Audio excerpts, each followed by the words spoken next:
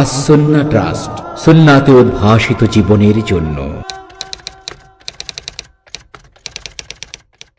আমাদের দেশে অনেক মাতা পিতা আছে যারা তাদের ছেলে মেয়েদেরকে মাদ্রাসায় পাঠাতে চায়, কিন্তু ছেলে মেয়েরা মাদ্রাসায় যেতে চায় না।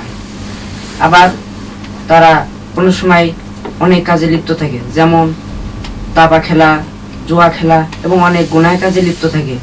কিন্তু তারা তাদের এই অসৎ কাজকর্মের জন্য কি তাদের মা।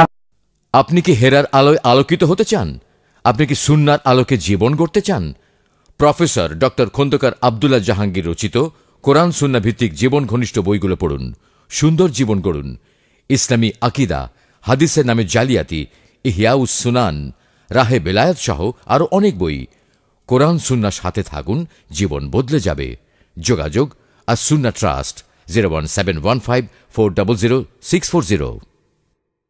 বাবাকে আখিরাতে কি দায়ী করা হবে? জি, ধন্যবাদ। বসো।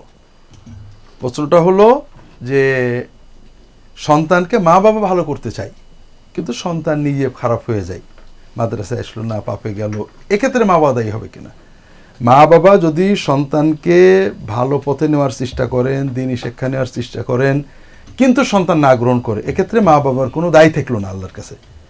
সন্তান নিজের অপরাধের জন্য দায়ী হবে। আর মা বাবা যদি সন্তানকে শেখানোর চেষ্টা না করেন আর এই না শেখার কারণে সন্তান পাপ করে, তাহলে এখানে মা বাবার দায়ভার থাকে। আর মা বাবা চেষ্টার পরেও যদি সন্তান না শোনে, তাহলে মা বাবার দায়ভার থাকে না। তবে মা বাবার উচিত, আমরা দুনিয়াতে মাদ্রাসায় যেতে চাই না ছাত্ররা কেন? মনে হয় যেন মাদ্রাসার মজা নেই, স্কুলটা বোধহয় মজাদার।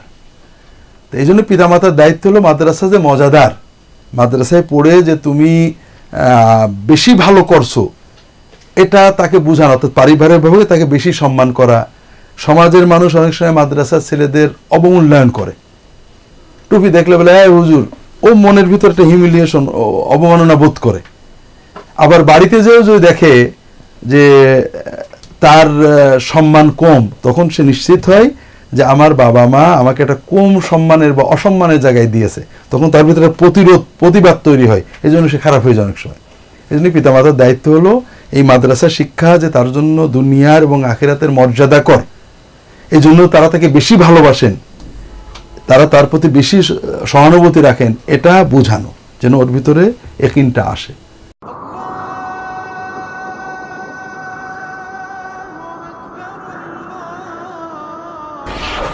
আস-সুন্নাহ ট্রাস্ট, সুন্নাতে উদ্ভাসিত জীবনের জন্য।